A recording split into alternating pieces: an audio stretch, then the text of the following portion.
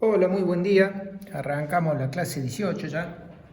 Seguimos con este esquema que estábamos construyendo medidas y habíamos visto la clase pasada como que el objetivo es recorrer todo este camino que está descrito aquí, en donde nosotros queremos construir medidas en RN, medidas puede ser en una esfera, o medidas en espacios abstractos. ¿Cómo hacer para construir explícitamente medidas? Bueno, habíamos relatado de que el camino básicamente va a ser, para construir una medida, tener una medida exterior. Con una medida exterior definimos el conjunto de medibles, que es la definición de Kara-Teodory. Vimos eso justo en el video anterior. Probamos de que el conjunto de medibles es una sigma álgebra y que mu estrella restringido a los medibles es sigma aditiva, con lo cual termina completándose de que a partir de una medida exterior armas un espacio de medida. Creo que en el video no estaba escrito esto lo agregué ahora, pero sí no estaba escrito, pero sí estuvo probado de que cuando construís la sigma álgebra de medibles acá, todos los conjuntos que tienen medida exterior 0 salen medibles. Por lo tanto, la medida, el espacio de medida que obtenemos termina siendo un espacio de medida completo. Bueno, este ha sido el objeto de los videos, de los últimos videos. Y entonces ahora hemos trasladado el problema de cómo hacer para construir medidas en un X dado al problema de cómo hacemos para construir una medida exterior en un X dado. Pues para construir una medida exterior en un X dado vamos a aprender cómo obtenerla a partir de una función longitud definida en ciertos conjuntos. Bueno, estos conjuntos tendrán que tener ciertas propiedades para lograr desarrollar el esquemita ¿no es cierto? Vamos a querer probar de que cuando tenemos una función longitud, definir una candidata a ser medida exterior, y vamos a tener que probar que es medida exterior, que es probar de que es sigma subaditiva y monótona.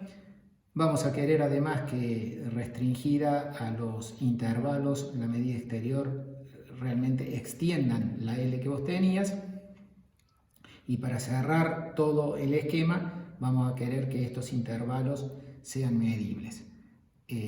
Este es el esquema. Recuerden, les he dejado un poco la pregunta, acá está el triángulo que no sé si se alcanza a ver del todo.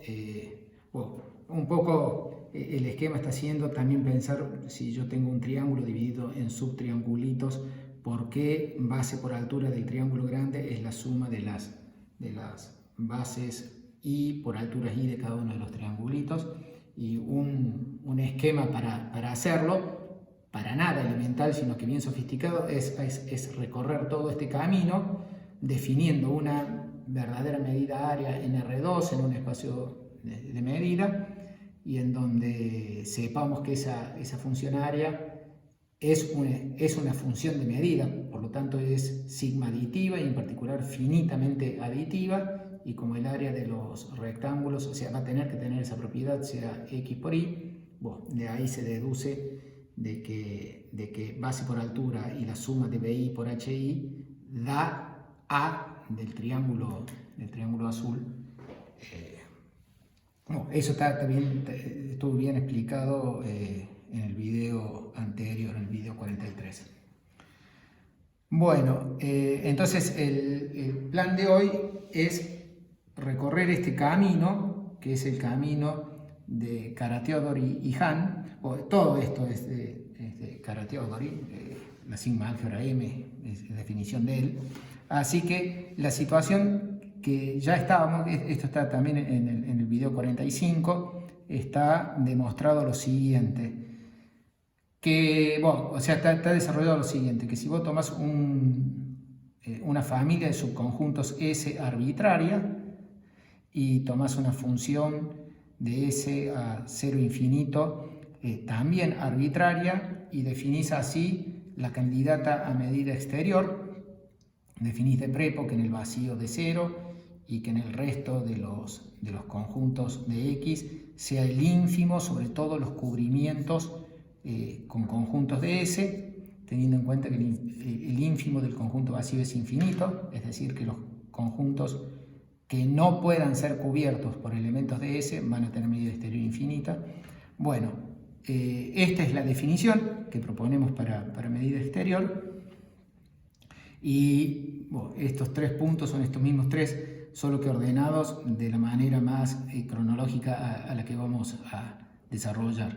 Vamos a querer que esta mu estrella sea verdaderamente una medida exterior, que para ello requiere la subaditividad, la sigma subaditividad, la subaditividad numerable, que sea monótona. Bueno, con eso vamos a tener ya la medida exterior. Eso fue desarrollado ya en el video 45, así que ya sabemos que para cualquier S y para cualquier L, esta definición que está acá produce una verdadera medida exterior. Y ahora falta lo que es verdaderamente de extensión, de que esta medida exterior extienda a L, quiere decir que la medida exterior restringida a S sea igual a L, que es el punto que teníamos acá, y luego el que cierra todo el círculo, que es que los S, que serían los reemplazantes de los intervalos, sean mu estrella medibles. Bueno, así que la clase de hoy arranca con esta definición, que es lo que va a necesitar para que se obtenga A. En la última clase vimos que A sale con cualquier S y con cualquier L. Ya B y C no. Hace falta pedirle propiedades a S y a L. Vamos a ir a probar B. Esta es justo la condición que hace falta para que nos salga B.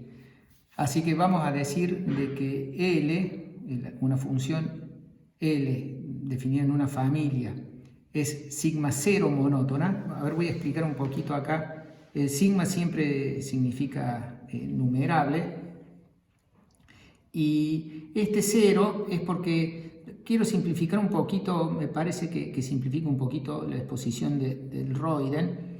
Este sigma 0 es como que estoy aclarando de que estoy pidiendo de prepo que el vacío siempre esté en S. Entonces ese 0 significa que el vacío está en S. Y después sigma, y que L del vacío de 0. O sea, ese cerito ahí significa esa parte.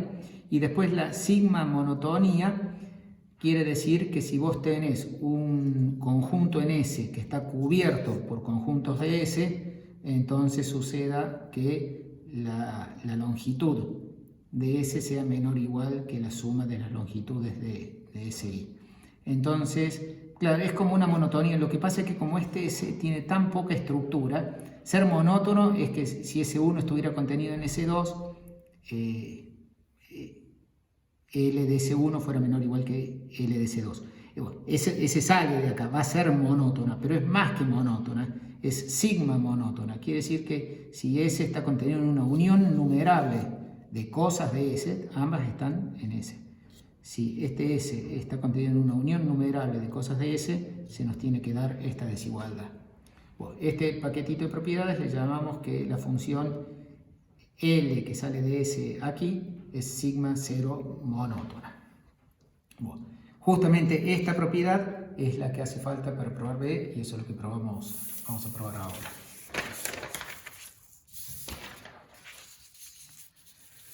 Bueno.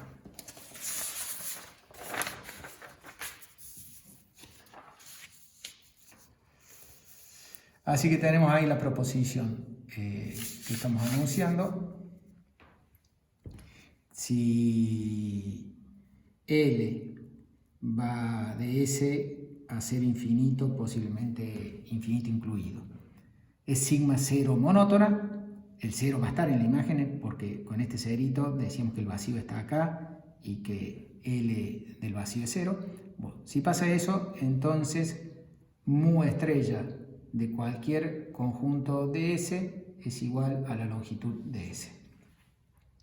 Una aclaración más hago aquí en esta, sobre todo para confrontar con lo que sucede en el libro. Claro, ¿qué pasa si yo tengo S cubierta por una cantidad numeral? Recién yo lo dije muy rápido, debería haberlo dicho un poquito más detallado.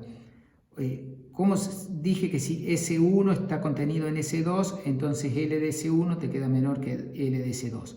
O alguien me podría preguntar, no, porque vos acá me estás poniendo infinito y no me estás diciendo que vale que pongas N. Es como que vos tenés acá solo para cuando estás cubierto por una cantidad numerable y no necesariamente finito.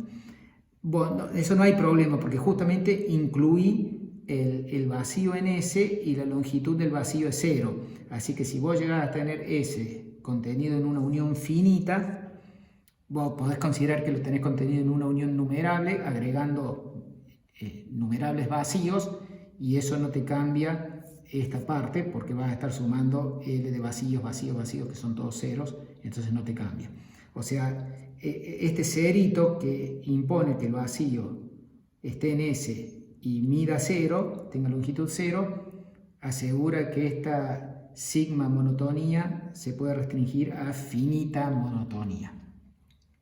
Bueno, demasiada charla, vamos a la demostración de que esto es exactamente, y es casi automática la demostración de esto, es exactamente lo que necesitamos para que valga eso. Bueno, la demostración. Tomemos S en S. Bueno, si el S fuera vacío, que es uno de los que está en S, si el S fuera vacío, esto se da automáticamente porque la mu estrella del vacío es 0 y la L del vacío es 0, así que si el S fuera vacío, esta igualdad se cumple automáticamente. Si el S no es vacío, bueno, la definición de mu estrella de S es este ínfimo que tenemos acá. Este ínfimo que está aquí, donde tomamos cubrimientos arbitrarios del S por SIs que están también en S. Bueno, así que acá sucede de que esta suma que está aquí, como S está contenido en la unión de los SIs, ocurre esto, así que cada uno de estos números es mayor o igual que S. Eso es lo que está diciendo la hipótesis de sigma cero monotonía. Por lo tanto, cada uno de los números que están en este conjunto es mayor o igual que S. Eso implica que el ínfimo va a ser mayor o igual que L de S, así que mu estrella de S es mayor o igual que L de S. Bueno, y la otra es casi automática porque S es un cubrimiento de S. O sea, este S y este S es el mismo, es igual. Pero es como que lo puedo considerar, S está contenido en la unión de solamente el S. Así que este L de S es uno de los que participa acá, y este es el ínfimo, así que este es más chico de los que participan acá, así que este es más chico que este. De hecho que entonces en esta situación el mu estrella de S deja de ser meramente un ínfimo para ser realmente un mínimo. El mínimo está alcanzado por el cubrimiento S contenido en S. Así que, bueno, lista la propiedad B, nos queda solo ver de que los elementos de S son medibles, y para eso vamos a tener que agregarle alguna propiedad adicional a M y a L. Bueno, la propiedad adicional que necesitamos es la que está escrita aquí. Vamos a necesitar que, hasta ahora, claro, S no tenía casi nada de estructura. La única estructura que le agregamos acá es, le exigimos de que esté el vacío, que de hecho uno podría debilitar un poquito acá, como está en el Roiden, y yo creo que yo simplifiqué un poco las definiciones del Roiden, pero uno podría debilitar ínfimamente como para decir que S no tiene ninguna estructura para B. Lo que hace falta es pedir propiedades sobre la L para obtener B. Bueno, así que no sé si lo dije ordenadamente, lo que digo es que la propiedad no necesitaba nada ni de L ni de S. La propiedad B no necesita nada de S, meramente de que el vacío esté en S, pero necesita un poquito de L. Ahora necesitamos que S tenga estructura, y la estructura que vamos a necesitar es que sea cerrado por diferencias. O sea, si tenés S1 y S2 en S, la resta de S1 menos S2 tiene que estar en S.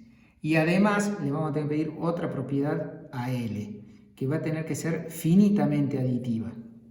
Eso quiere decir que si vos tenés una familia finita de conjuntos de S, que estos son disjuntos entre sí, y de casualidad la unión te da en S, vas a pedir que la longitud de la unión sea igual a la suma de las longitudes.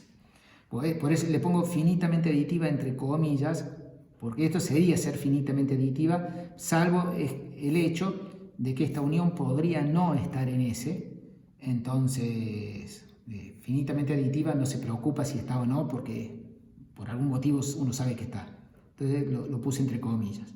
Pero molesto un poquito esa comilla y es como que entonces ahora me las quiero sacar de encima las comillas y voy a decir así.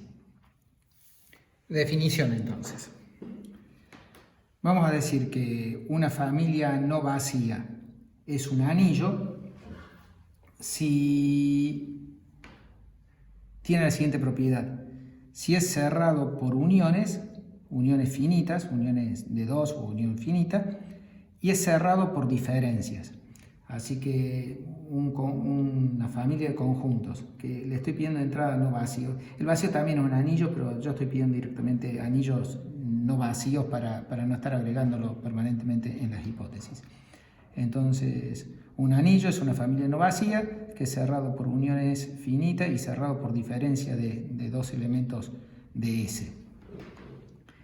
Bueno, como consecuencia de estas dos propiedades, uno obtiene lo siguiente, que como el S es no vacío, así que tiene algún conjunto, el S, y si tiene algún conjunto, ese conjunto menos sí mismo tiene que estar en S, así que, por lo tanto, el vacío está en S siempre.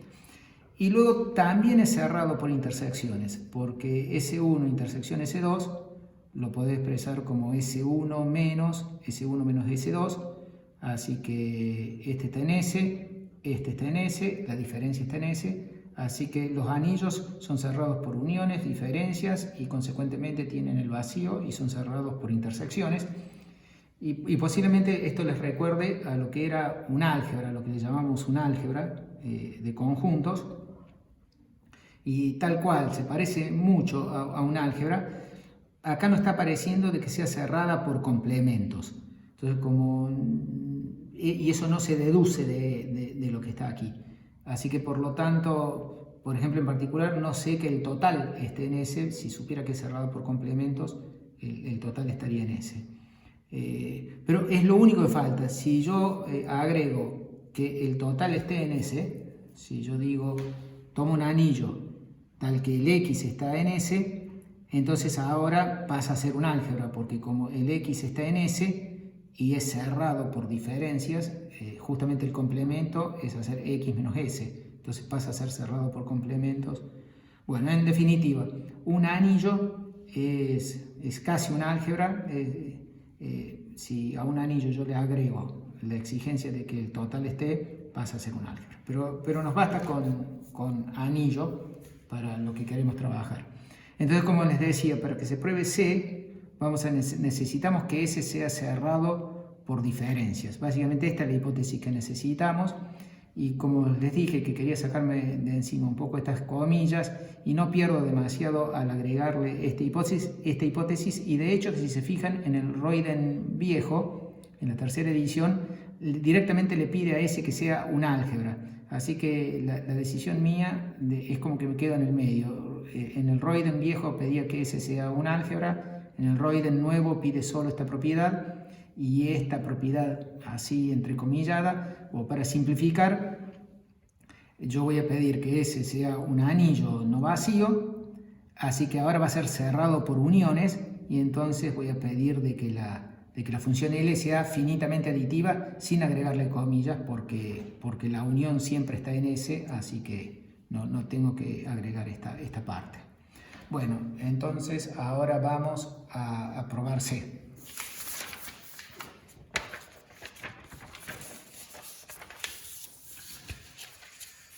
Bueno, vamos a decir que L es una premedida en un anillo. Vamos a decir que L es una premedida en S un anillo si, no quiero así, si L es finitamente aditiva y es sigma cero monótona.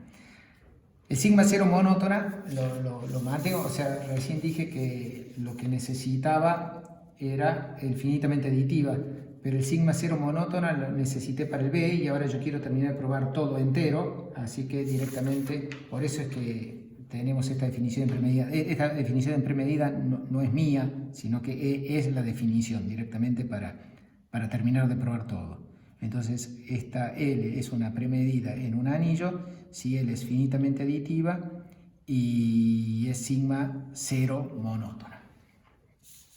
Bueno, y acá está el teorema que queremos probar. Este es el teorema de Karateodori, en donde todavía no está incorporada la unicidad. La unicidad la vamos a hacer en el video que viene. Bueno, entonces el teorema es el siguiente. Si L es una premedida en un anillo y definimos mu estrella como el ínfimo de lo que ya venimos hablando hace rato, entonces se cumplen A, B y C. Ese es el teorema de Karateodori.